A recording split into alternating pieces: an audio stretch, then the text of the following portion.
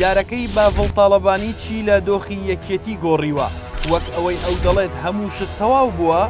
دیدارەکەی باڤڵ تاڵەبانی لەگەڵ بەشێک لە دەستگا میدیاییەکان بە بڕوای چاودێران کۆتایی بە زۆرێک لەو دەنگۆیانە هێنا کە لەبارەی نێوەندگیریەکان و چارەسەرکردنی کێشەی نێوان هەردوو هاوسەرۆک هێنا. ئەگەرچی ناوەڕاستی هەفتەی ڕابردوو یەکێتیەکان ئومێدیان لەسەر ئەو کۆبوونەوەی هەڵچنی بوو کە بە نێوەندگیری ئەمریکیەکان و مەزڵوم کۆبانێ لە نێوان هەردوو هاوسەرۆک ئەنجام درا، بەڵام باڤڵ تاڵەبانی لە دیدارەکە وتی هەموو شت تەواو بووە، وەک پەیامێک بۆ هەموو ئەوانەی لە ناوخۆ و دەرەوەی یەکێتی هەوڵی چارەسەرکردنی کێشەکان و هێنانەوەی لاهور شێخ جەنگی دەدەن.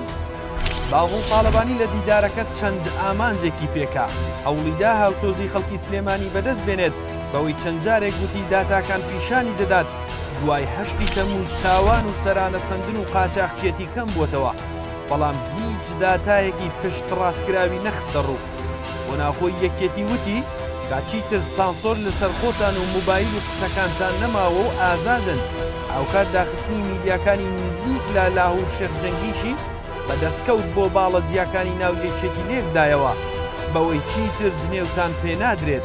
پەیامیشی بۆ گۆڕان ئەوە بوو کە چیتر لە ناو یەکێتی دژایەتی ناکرێن، چونکە بەشێکی گۆڕان تا ڕادەیەک هاوسۆز بوون لەگەڵ لاهور شێخ جەنگی. وای پیشاندا بەشێکی پاشەکشەی گۆڕان بەهۆی سۆشیال میدیای لاهور شێخ جەنگیەوەیە. لە دیدارەکە بە ناڕاستەوخۆ ئەوەی وت کە ئەمریکیەکان و لایەنی نێودەوڵەتی پشتیوانی ئەو گۆڕانکاریەیان کردووە، ئەگەرچی بە فەرمی لاهور شێخ جەنگی تا ئێستا هیچ وەڵامێکی بۆ تۆمەتەکانی باڤڵ تاڵەبانی نەبوو، بەڵام نزیکەکانی بە چەندین شێوەتانەیان لە دیدارەکەدا. هەریەک لە شادومان مەلا حەسەن ئەندامی سەرکردایەتی یەکێتی و زانا عەبدوڕەحمان پەرلەمانتاری پێشووی یەکێتی ڕخنەیان لەو قسانەی باڤڵ تاڵەبانی کرد کە باسی گەنجی چەکداری قژلول و پێپەتی کرد کە لە نزیک ماڵی لاهوری شێخ جەنگین. ئاڵا تاڵەبانیش ڕووی لە ئەندامانی سەرکردایەتی کرد بەوەی ئەوان واژۆیان لەسەر نووسراوێک کردووە کە باڤڵ تاڵەبانی پێی عەیب بووە واژۆی بکات. ئەوەی دوجار لە دیدارەکە دەرکەوت باڤڵ تاڵەبانی بە دوورخستنەوەی لاهور شێخ جەنگی کەمتر ڕازی نییە و نایەوێت چیتر لە هیچ پلەیەکی یەکێتی بیبینێت. پلانی وەدەرنانی لاهور شێخ جەنگی بۆ دەرەوەی وڵات کۆتایی هاتووە. ئەو دەتوانێت بمێنێتەوە بەو مەرجەی قسە نەکات و هەڵمەت و هێرشە میدیاییەکان و کۆبوونەوەکان ڕابگرێت. بە جۆرێک پیشاریدا تا دوای هەڵبژاردن هیچ گۆڕانکاریەک بۆ گۆڕینی پەیڕەوی حیزب و کۆتایی هێنان بە هاوسەرۆکی ئەنجام نادرێت. یەکێتی نوێ دەیەوێت لەگەڵ گۆڕان یەک بگرێت و لەگەڵ پارتیش نزیک بێتەوە لە ڕێی ڕێککەوتنی استراتیژی. ئەگەرچی جارجار دەیگوت گۆڕانکاریەکان مەکتەبی سیاسی و سەرکردایەتی لەی بەرپرسیارن، بەڵام بەگشتی ئەوەی پیشاندا قۆناغی نوێ خۆی تاکە بڕیاردەری یەکێتی دەبێت.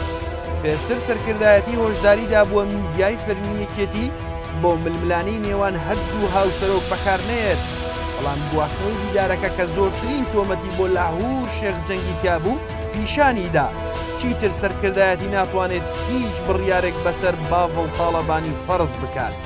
بە بڕوای چاودێران دیدارەکە نەیتوانی شتێکی ئەوتۆ بەلای ئاساییکردنەوەی دۆخەکە لە ناوخۆی یەکێتی بگۆڕێت و هێشتا دابەشبوونەکە قوڵە.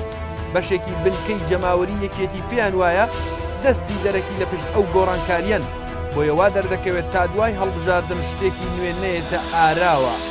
بەڵام ئەوەی ئێستا لە بەردەم لاهوری شێخ جەنگی ماوەتەوە چاوەڕێکردنی قۆناغی دوای هەڵبژاردنە کە ئەگەر یەکێتی بە ئەنجامێکی خراپ دەربچێت بایکۆت لەلایەن جەماوەری ئەو حزبەوە زۆر بێت، ڕەنگە دەرفەتی ئەوەی بۆ دروست بێت کە شکستەکە بخاتە ئەستۆی هاوسەرۆکەکەی و خۆی وەک فریاد ڕست بۆ دۆخی یەکێتی پیشان بدات و هەوڵ بدات لە ڕێی جەماوەرەکەیەوە فشار دروست بکات بۆ گەڕانەوە بۆ سەر تەختی شانۆی سیاسی یەکێتی.